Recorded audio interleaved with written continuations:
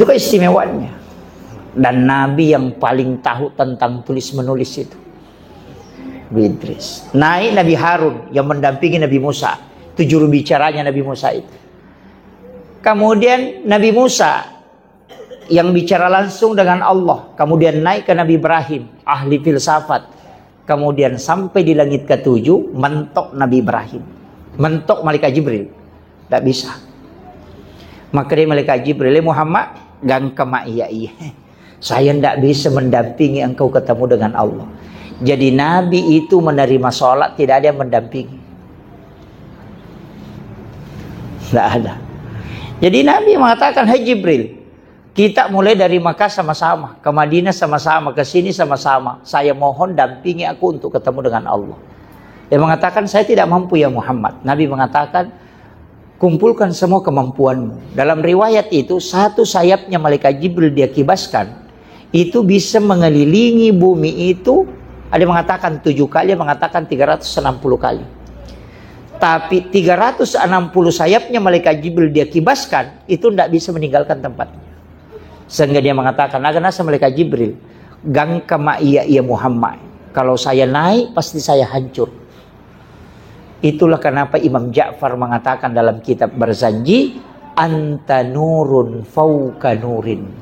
Engkau Muhammad adalah cahaya di atas cahaya. Jibril adalah cahaya dan engkau adalah nur Muhammad.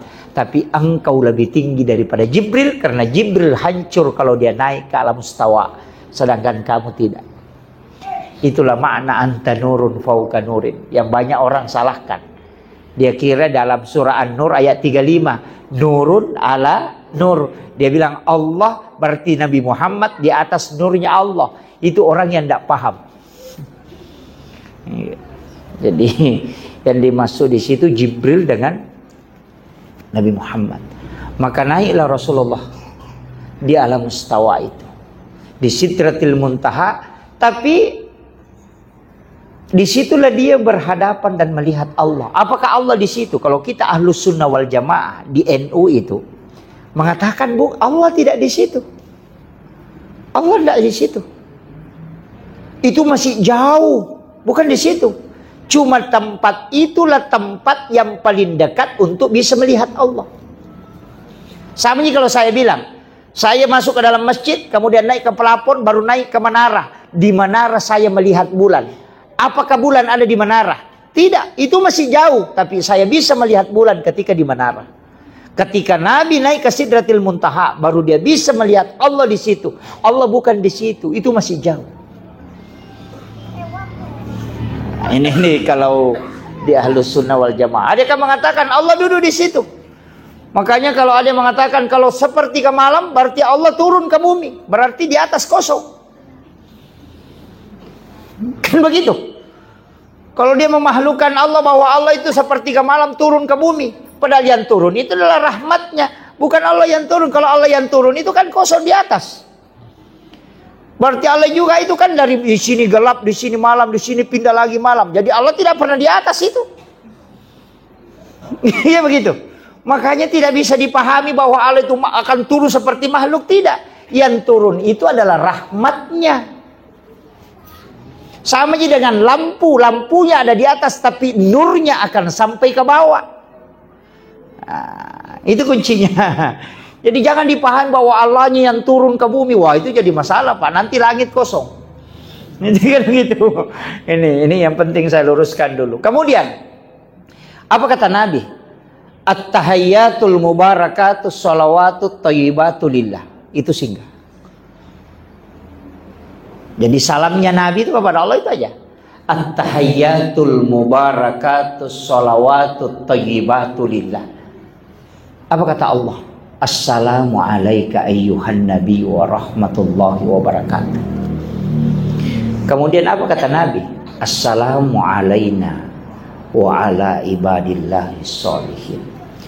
Makanya kalau dibaca itu tahayyat, jangan disambung. Itu saktah. At-tahayyatul mubarakatus sholawatut thayyibatu lillah. Itu pahalanya Pak Bu, sama kalau kita melaksanakan ibadah haji dan umrah 1 kali. Dan itu singgah di situ. Jangan lanjut. Karena itu qalar, ucapannya Rasulullah. Apa kata Allah? Assalamu alaika ayyuhan nabi wa rahmatullahi wa barakatuh. Itu sama pahalanya kalau kita ketemu langsung musafahah dengan Rasulullah. Makanya singgah di situ. Kemudian assalamu alaina wa ala ibadillahis sholihin. Itu sama pahalanya kalau kita bersilaturahmi dengan seluruh wali-wali Allah yang ada di muka bumi. Karena kita mendoakan semuanya. Makanya itu assalamu alaika ayyuhan nabi wa rahmatullahi wa barakatuh. Assalamu alaina kan kita. Wa ala ibadillahis sholihin.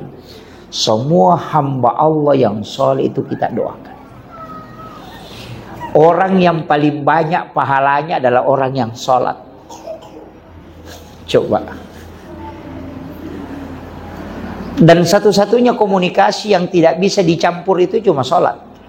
Makanya yang tidak bisa dikirim itu adalah sholat. Dan tidak bisa didampingi karena urusan malaikat hanya urusan mencatat yang ada dilakukan. Tapi urusan dialog dalam sholat bukan urusannya malaikat. Jibril tidak mampu sampai ke situ. Maka siapa yang sholat, maka pasti dia bicara langsung dengan Allah. Itulah alasannya kenapa sholat tidak bisa dicampur. Orang puasa Pak, kalau nonton TV itu tidak batal puasanya. Tapi kalau orang sholat nonton TV pasti batal. Orang puasa kalau bicara kan tidak masalah. Orang haji kalau makan tidak masalah. Tapi kapan kau lakukan ketika kau sholat, semua batal. Dan satu-satunya ibadah yang mesti menghadap ke Baitullah dan menutup aurat itu cuma sholat. Orang puasa biar telanjang tidak batal puasanya. Makanya orang yang tidak bisa dilewati di depannya itu orang sholat. Bahkan Rasulullah mengatakan seandainya engkau mengetahui dosanya, siksaan ketika lewat di depan orang sholat, kau lebih baik memilih berdiri di atas api neraka jahanam 80 tahun lamanya dibanding lewat di depannya orang sholat sekali saja. Itu bahayanya Pak. Karena kenapa? Sama jika kalau ada makanan di gigi kan, lepas. Itu tidak boleh kita hembuskan ke depan, mesti ke samping. Karena isyaratnya bahwa kita berhadapan langsung dengan Allah. Makanya di saat sholat itu Nabi meminta kita menundukkan pandangan ke tempat sujud.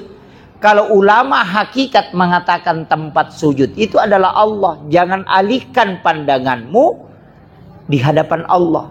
Ada yang mengatakan tempat sujud itu adalah tempatnya kepala menempel ketika kita sujud. Silakan pilih yang mana. Ada orang sholat Allahu Akbar. Dia perhatikan semua orang di depannya. Jangan.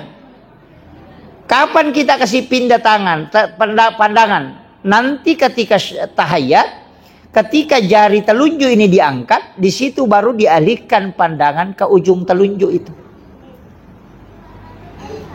Jadi bukan melihat tangannya orang. Ada juga tangannya orang lihat, makanya terganggu. Nah bilang itu goyang-goyang tangannya begini kita nah bukan itu, disuruh kau lihat tanganmu ji. Kan gitu. Dia lihat tangan aja. Ada yang mengatakan digerakkan dengan menulis lafaz syahadat la ilaha illallah. Ada yang mengatakan itu setiap menyebut lafzul jalalah Allah itu bergerak untuk ta'ziman. Ada yang mengatakan tidak. Nabi itu kalau syahadat tembus, makanya bergetar tangannya. Nah, makanya bergeraknya itu bukan bergerak begini, tapi geraknya karena gemetar. Karena syahadat itu ketika dia mengakui dirinya di hadapan Allah. Nah itu. Kan banyak itu dong. Ada yang putar-putar begini, ada yang begini-begini. Tidak salah lah. Saya pilih aja yang mana. Karena tidak pernah masalahkan itu. Cuma berbeda versi aja kan. Kemudian setelah itu, itulah yang dimaksud dengan sholat. Jadi itulah kan. Sebenarnya Nabi kan sudah sholat di Mekah, sudah sholat di Madinah, sudah sholat di Bukit Tursina. sudah sholat di Baitul Lahmi, bahkan menjadi imam di Masjidil Aqsa. Kan berarti sudah ada sholat kan sebelum dia naik. Coba pikir. Nabi kan sudah sholat. Kemudian coba kita buka Al-Quran. Nabi Isa kan ketika ditanya, apa yang dia bilang? Saya diutus oleh Allah untuk memerintahkan sholat dengan zakat. Kan jelas. Sudah ada sholat. Kemudian Maryam sholat di dalam mihrab. Mana lebih duluan Maryam daripada Rasulullah? Kan Nabi duluan Maryam kan? Walaupun nurnya Muhammad yang awal kan? Kan begitu. Coba Nabi Zakaria sholat di dalam mihrab. Nabi Isa juga sholat. Nabi Yahya juga sholat. Semua Nabi itu kan sholat. Nabi Adam juga sholat. Berarti sudah ada sholat sebelum Nabi Isra Mi'raj. Bahkan Nabi sudah sholat di bukit, di Madinah, di Bukit Tursina, di Baitul Lahmi, sholat di Masjidil Aqsa. Jadi jangan katakan nanti ada sholat itu ketika Nabi pulang dari Isra Mi'raj. Tidak, cuma hadiah yang diberikan itu sholat. Ini nih, bedakan ya. Jadi Nabi itu kan ketika turun ketemu Nabi Ibrahim, yang ditanya itu aja. Tapi memang begitu Pak. Mestinya Nabi Ibrahim itu bertanya, apa yang engkau lihat di situ Muhammad? Apa yang disampaikan Allah kepadamu Muhammad? Apa nikmat yang kau dapat? Enggak, yang ditanya, apa yang kau bawa? Jadi kan sama jika ada orang ke Mekah, nah jamaah hajinya pulang atau jamaah umrah tidak pernah bertanya itu di mana kau sholat, bagaimana? Pasti tanya, apa yang bawa? Itu kan itu, kan itu Ji.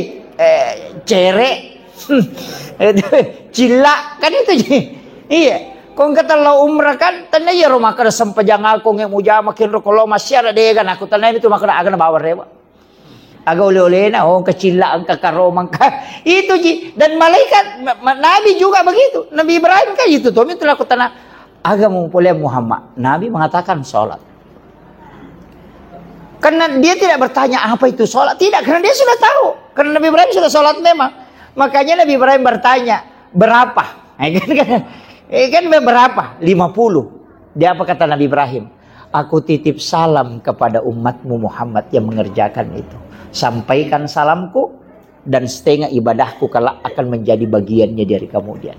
Itu syafaat pahala namanya dari Nabi Ibrahim. Makanya ada itu kama shallaita ala Ibrahim wala Ibrahim.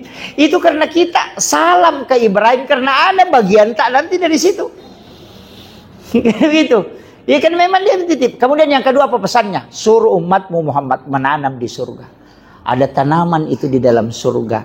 Subhanallah walhamdulillah wala ilaha illallah wallahu akbar. Nabi menambah kalimat wala haula wala quwata illa billah. Itu zikir yang menanam di dalam surga. Dan itu pohon sangat rindang. Coba itu. Makanya artinya apa? Ada ulama mengatakan kalau mau mendapatkan pokok pahala di dalam surga, baca zikir ini. Kemudian turun ke Nabi Musa. Nabi Musa bertanya juga, itu juga pertanyaannya. Apa yang kau bawa Muhammad? Kau dikasih apa? Nabi mengatakan sholat berapa? 50. Nabi Musa itu mengatakan, di dalam riwayat mengatakan, itu terlalu banyak Muhammad. Ada yang mengatakan, umatmu tidak mampu itu Muhammad. Minta kurang kepada Allah. Bahkan nanti ketahuan juga kan, Nabi Musa kan enggak, apa urusannya Nabi Musa dengan sholat yang kita lakukan? Kan tidak ada. Tapi kenapa Nabi disuruh pulang? Jelas-jelas kalau perintah Allah kan tidak ada yang tawar. Nabi Musa tidak berani tawar kalau disuruh sama Allah. Tidak berani. Nabi Ibrahim juga begitu. Semua Nabi ketika dikasih perintah, tidak ada yang minta tawaran. Semua dilaksanakan. Sami'na wa ta'na. Tapi Nabi masa disuruh pulang? Nabi Musa bilang, pulang lagi Muhammad. Minta sama Allah kurang. Sekalinya Nabi naik, betul-betul dikurangi 5. Dia bilang bertanya, berapa Muhammad? Dikurangi 5. Kembali lagi. Sampai Nabi 9 kali bolak-balik. Kan tinggal 5. Makanya Nabi Musa, berapa Muhammad? Tinggal 5. Kembali lagi. Pasti Nabi berpikir, ini setiap 1 kali naik dikurangi 5. Ini tinggal 5. Begitu. Jadi cica nggak menrek 5 kurangi. Nah 5 menit. Ya kau menrek mau Pak, pasti capu nih. Di negara barewa. Makanya kan Nabi mengatakan, saya sudah malu di hadapan Allah. Berat. Makanya saya tidak akan kembali. Di situ Nabi Musa meletakkan tangan di dadanya. Agak nasang. Ahmad Ruhullah. Muhammad Habibullah. Itu alasannya. Kalau kita di dalam tarekat itu dikasih tahu kalimat Ahmad Ruhullah. Apa artinya? Di dalam nurmu Muhammad, aku bisa melihat nurnya Allah. Itulah yang dirindukan Nabi Musa selama hidupnya, ingin melihat wajah Allah tapi tidak bisa. Tapi di pancaran nurnya Muhammad ketika sudah ketemu dengan Allah, itulah yang dinikmati Nabi Musa sehingga disuruh Nabi bolak-balik. Karena dia minta ingin melihat wajah Allah tapi tidak bisa. Tapi Nabi yang bisa tembus melihat wajah Allah, hanya orang ini satu-satunya yang bisa melihat. Maka ketika turun, nur itu masih melekat. Itulah yang dinikmati Nabi Musa. Makanya disuruh Nabi kembali lagi. Karena itu yang dinikmati. Makanya dia mengatakan Ahmad itu nurnya Muhammad, Ruhullah, betul-betul nurmu Muhammad. Di situ saya bisa melihat Allah. Baru dia mengatakan Muhammad Habibullah, engkau betul adalah kekasih Allah. Kenapa? Tidak ada kita ini dikasih perintah bisa dikurangi, cuma kamu. Coba. Tapi untung Pak, untung ada Nabi Musa. Seandainya tidak ada Muassin yang stres, 50 kali mau bolak-balik. Coba. Iya. Ini saja yang 5 waktu ini masih stres, apalagi yang 50 kan? Untung juga ada Nabi Musa, ada juga kelebihannya. Tapi Nabi ketika turun, selesai dari Isra Mi'raj itu, dia sholat 2 hari didampingi oleh malaikat. Hari pertama selalu disuruh sholat di awal waktu, hari kedua disuruh sholat di akhir waktu. Jadi untuk mengetahui awal waktu dan akhir waktu, Nabi itu dikasih tahu. Makanya itu saya tidak sepakat itu ketika masuk waktu langsung disuruh, ayo kita sholat. Tidak, waktu itu panjang. Cuma memang yang awal itu afdalnya. Tapi kalau orang pengajian, orang ada acara, tidak usah, tidak masalah dia mundur ke belakang. Apalagi kalau sholat isya, lebih afdal kalau sedikit agak diundur itu, lebih utama. Cuma Nabi mengatakan, saya khawatir kalau berat untuk umatku, makanya saya tidak minta untuk diundurkan ini. Karena pernah Nabi sholat isya agak larut malam, sekitar jam-jam 9, baru dia balik kasih tahu sahabatnya, seandainya aku tidak khawatirkan untuk umatku kalau memberatkan, inilah sholat isya yang terbaik kalau dilakukan. Ada kan sekarang orang itu kalau sudah masuk, berhenti dulu, ini, ayo kita sholat. Itu tidak paham itu. Itu cuma baca hadis tapi tidak paham hadis. Iya. Memang kalau hanya cerita-cerita, sholat. Tapi kalau ada zikir, ada acara pengajian apa, lanjutkan aja, tidak masalah. Itu kuncinya. Kecuali sholat maghrib, itu mepet. Jangan coba-coba mau tarik-tarik sedikit-sedikit. Makanya Imam Malik bilang, tidak usah sholat sunat. Dia tahu ada sholat sunat, tapi dia bilang tidak usah. Nabi kan mengatakan liman syaa, yang mau saja, tidak usah kita. Karena orang di masa Imam Malik itu kalau sholat sunat biasa dia baca sampai 80 ayat. Kebiasaan sholat sunatnya orang Arab itu 80-90 ayat. Kalau kita 3 ayat. Ini kan begitu. Ya. Jadi ulama-ulama dulu itu di masa itu kalau dia sholat sunat itu bisa sampai 15 menit. Kalau sholat sunatnya 15 menit kan nanti kelewatan waktu maghrib. Apalagi belum ada jam. Yang datang lagi sholat sunat, yang datang lagi sholat sunat. Makanya Imam Malik bilang, sudah azan langsung iqamat. Baca doa saja langsung iqamat. Walaupun ada hadis, likulli bainal azani wal iqamah raka'atain. Setiap antara azan dan iqamah itu ada 2 rakaat sholat sunat. Itu sholat menunggu. Makanya Imam Syafi'i bilang azan itu kan panggil orang. Kalau kau panggil orang jangan tinggalkan. Kayak tuh Pak Bange menguli, ya kau muli aja musalaiwi. Masa bakko napa langsung kamu berarti muli napa musalai? Kan begitu.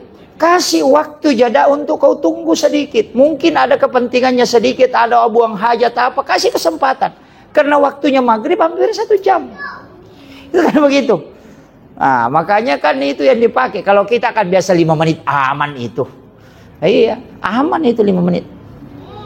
Kemudian, Nabi Musa itu kan ketika Nabi turun. Nanti, ini saya kasih pesan Pak Bu. Malaikat itu kan makhluk mukallaf. Mukallaf itu artinya tahu aturan. Tidak bisa melakukan sesuatu tanpa diatur oleh Allah. Jadi kalau malaikat itu tidak ada perbuatannya kecuali semua perintah. Dan dia tidak pernah melanggar. Tidak pernah, pokoknya tidak pernah protes apa. Disuruh tapi tidak melakukan kalau tidak disuruh. Makanya itu malaikat kadang berbenturan dengan beberapa hal. Termasuk kisahnya itu ada orang di alam kuburnya itu mau dia siksa. Tapi suratul Mulk itu berdiri mengatakan jangan kau siksa karena saya ada di dalamnya. Kan gitu. Karena dia orang muslim yang fasik. Jadi dia pemain judi, tapi kalau pulang dari main judi dia baca waqiah. Baca suratul Mulk, tabarakah. Jadi setiap pulang dari main judi ambil air wudhu, kemudian dia baca suratul Mulk. Nanti dia sampai dia hafal itu suratul Mulk. Tapi dia pemain judi, tetap sholat juga. Makanya disebut muslim yang fasik. Tapi setelah meninggal, malakul itu datang mau menghukum. Tapi suratul Mulk itu berdiri. Dia mengatakan jangan, saya ada di dalamnya. Kau tidak boleh menyiksa dia karena saya ada di sini. Dia mengatakan tidak, tapi ini kan orang banyak dosanya. Dia bilang cocok ini banyak dosanya, tapi saya ada di dalamnya. Kalau kau mau menyiksanya, keluarkan saya dari surah dari Al-Quran. Maka melapor malaikat itu. Tidak berani kan? Melapor sama Allah. Dan Allah kasih tahu, jangan kau siksa dia hambaku. Maka dia tidak disiksa. Inilah alasan kenapa ulama kita mengatakan hafal Quran suratul Mulk. Karena dia adalah perisai dari asap kubur. Karena bedanya syafaat Al-Quran dengan syafaat yang lain itu, kalau syafaat Al-Quran, najaga orang supaya tidak masuk ke neraka. Najaga orang supaya tidak disiksa.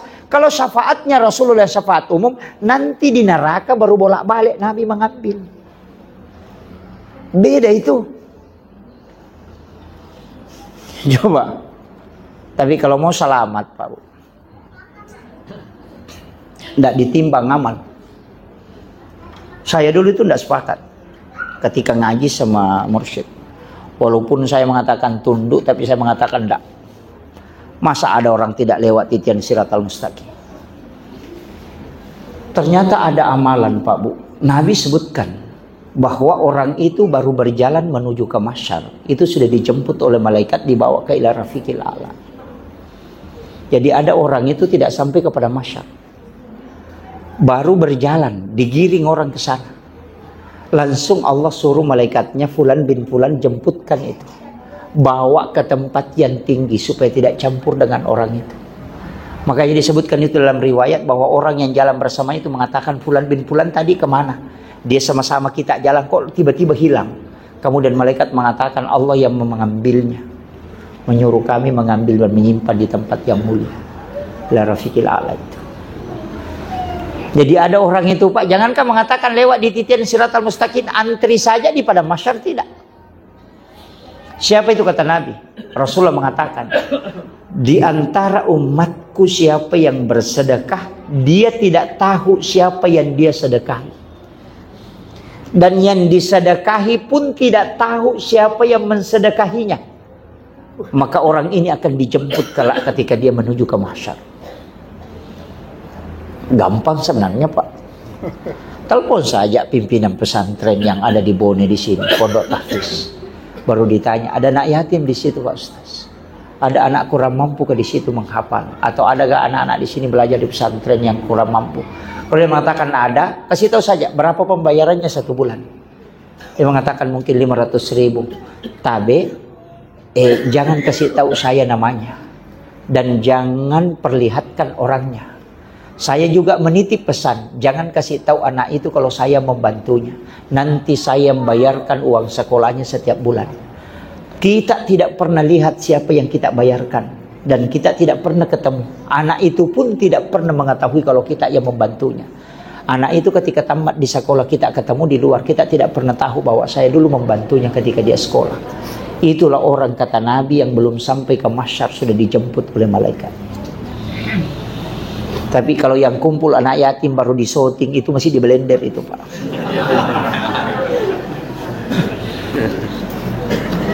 Bikin amalan khusus. Jangan semua yang dilewati orang dengan mudah. Supaya kita punya khususnya. Sesekali kita sholat tidak menghitung rakaatnya. Disebut sholat sunnah mutlak. Sesekali kita bersalawat tidak mengharapkan pahala, tidak mengharapkan apa-apa, tapi dengan mahabbah kepada Rasulullah. Sesekali kita membaca Al-Quran karena menikmati dialog dengan Allah, bukan hanya karena ingin menghatamkan. Sesekali kita berzikir, tidak usah menghitungnya, nanti Allah yang menghitungnya. Sesekali kita berwudu betul-betul memohon penyucian diri di hadapan Allah. Ada waktunya kita bisa mengaji, ada waktunya kita bisa sholat, tapi ada juga waktu tidak ada lafaz kalimat yang keluar, tidak ada bacaan yang kita baca. Kita hanya duduk menutup mata, kemudian hati yang dihadapkan kepada Allah tanpa mengharap apa-apa, tapi hanya ingin dekat kepada Allah. Orang yang melakukan itu, kata Nabi, lebih mulia daripada sholat sunnah 1000 rakaat. Itu yang disebut dengan tafakkur. Jadi jangan semua ibadah itu lafaz, jangan. Jangan semua ibadah itu dengan sholat, jangan. Ada ibadah kalbu kita yang terkoneksi, lisan tidak bisa bicara. Ada waktunya itu. Karena itu yang tidak ada penilaian apa-apa kan. Kalau zikir itu kan subhanallah, alhamdulillah, itu sekian pahalanya. Baca wakil ini yang supaya begini, sholat sunnah duha supaya dapat ini, kadang begitu. Tapi mestinya ada amalia kalbu yang tidak terhitung oleh apa, tapi hanya ingin dekat. Itu penting. Sesekali kita di rumah itu menyendiri, di dalam kamar itu menyendiri, di saat-saat semua orang sibuk. Apa kata Allah? Apa kata Nabi? Dalam hadis qudsi juga ada. Orang yang paling dirindukan dan dicintai oleh Allah, dan Allah akan mengangkat derajatnya, adalah orang yang terkoneksi kalbunya dengan Allah ketika dia dalam keramaian. Orang sementara bicara-bicara banyak, ngomel-ngomel, tapi kalbu kita terkoneksi dengan Allah. Itu ditunjuk khusus itu. Ketika kalbu bisa koneksi ketika semua orang bicara. Bicara galu, nih mak bicara darat, nih mak bicara dangkangan, nih mak bicara, tapi kalbu kita terkoneksi dengan Allah sambil mendengarkan itu, tapi kalbu ini terkoneksi. Oh, itulah orang yang dikhususkan oleh Allah. Ini, itu dirindukan. Ya. Jadi makanya ulama kita itu mengatakan ada amalan yang dena lepaka ngilillah. Kan begitu? Sapa ko pakasiwe dena lepaka ngilillah. Tidak ada. Tidak ada lafaz, tidak ada hitungan, karena koneksi saja. Itu yang paling, itu yang disebut dengan tafakkur. Makanya kong kata utama masih nama mako dia diam saja begini, tidak sholat, jaja tak kadang kasyatu matin roh. Tidak. Kemungkinan kalbunya dia menyatu dengan Allah. Iya. Kadangkala kita akan zikir. Zikir subhanallah, subhanallah, subhanallah, subhanallah. Pokoknya dikejar sampai 1000. Subhanallah, subhanallah, subhanallah. Iya, itu kosong. Makanya ulama mengatakan, apa bedanya burung beo ketika dia berzikir? Assalamualaikum, assalamualaikum, burung beo juga bisa. Tapi kalbumu di mana saat engkau mengucapkan itu? Itu tidak mudah. Makanya dalam sholat juga dipakai itu, Pak. Saya itu kalau mengatakan, biasa orang sering begini, Pak Ustaz, saya susah khusyuk. Saya mengatakan tidak. Yang penting khusyuk itu kan pengantarnya ada 3. Yang pertama jaga pakaianmu. Yang kedua jaga makananmu. Yang ketiga jaga wudumu. Orang yang berwudu tidak khusyuk, tidak mungkin khusyuk dalam sholat. Kenapa dibasuh 3 kali? Wudu itu tidak membersihkan, tapi dia mensucikan. Kalau membersihkan berarti kotoran, kalau menyucikan berarti hakikat. Coba. Makanya orang yang kena najis itu kan tidak batal wudunya. Kita sudah berwudu kemudian injak tai ayam, itu kan wudu tidak batal. Cuma tidak bisa sholat karena kita mutanajis. Makanya ketika injak tai ayam, bersihkan tai ayamnya, tidak usah berwudu kembali karena wudu tidak batal. Kan gitu. Wudu itu kan tidak batal. Kalau kita cuma tidak bisa sholat karena mutanajis. Itu yang membatalkan itu kan menyentuh kemaluan, tanpa pelapis, bersentuhan kulit suami istri, perempuan yang bukan mahram kan. Kalau Imam Syafi'i kan istri itu kan bukan mahram. Iya. Jadi bapak ibu kalau sentuhan istri itu batal wudu. Karena dia bukan mahram. Apa alasannya? Mahram itu kan ada 2. Haram dinikahi dan haram digauli, itu syaratnya. Nah istri itu kan dinikahi dan digauli kan? Coba. Kan syaratnya mahram itu tidak boleh nikahi, tidak boleh digauli. Nah istri kan dinikahi dan digauli, makanya dia bukan mahram.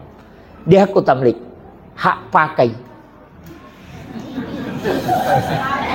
Iya, istri itu bukan hak milik, Pak. Iya, bukan hak milik, dia hak pakai. Jadi kalau ada istri itu mengatakan kita saling memiliki, salah itu. Makanya tidak ada haknya wanita mentalak suaminya. Walaupun dia ucapkan 100 kali, tidak bisa kecuali diwakilkan baru bisa berlaku. Kan itu kuncinya. Makanya itu wanita kan dia dihitbah. Karena dia yang dibeli tidak mungkin dia mengatakan saya lepas jadi istri, tidak bisa. Sama aja kalau kita beli HP, masa HP bilang berhenti maka saya jadi HP? Tidak bisa. Tapi kalau kita bilang saya mau buang HP, itu selesai. Kan begitu. Mau beli HP baru tidak masalah. Kan itu ya. Jangan salah paham ya. Iya, di situ kuncinya. Iya. Jadi makanya kan disebut makanya wanita itu bilang utalak mau kasih ratu mak galerek dia jadi.